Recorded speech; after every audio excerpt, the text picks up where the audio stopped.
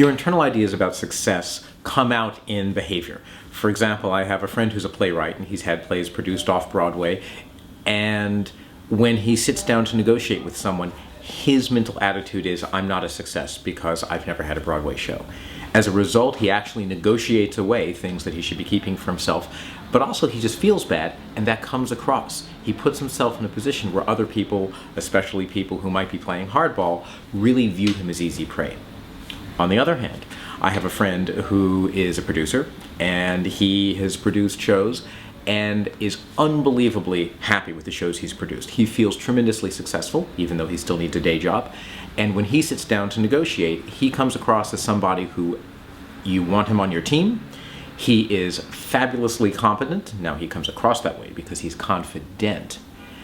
And that he's someone who, if you're going to negotiate with him, you better be prepared to give him what he deserves and what he's worth. And this all comes because his definition of success allows him to walk into a room and be successful in a way that my other friend's definition of success does not.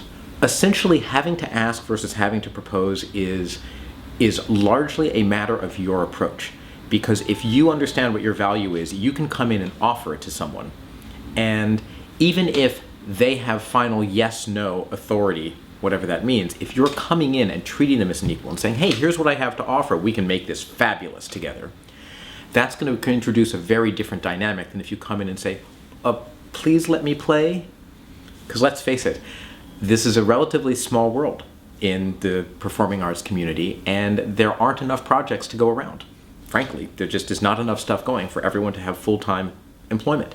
So what that means is you need to be able to come in and make yourself valuable, understanding, I mean, if you're an actor, for goodness sake, there's all kinds of reasons that you may or may not be cast, most of them having to do with physical appearance and nothing that you can change.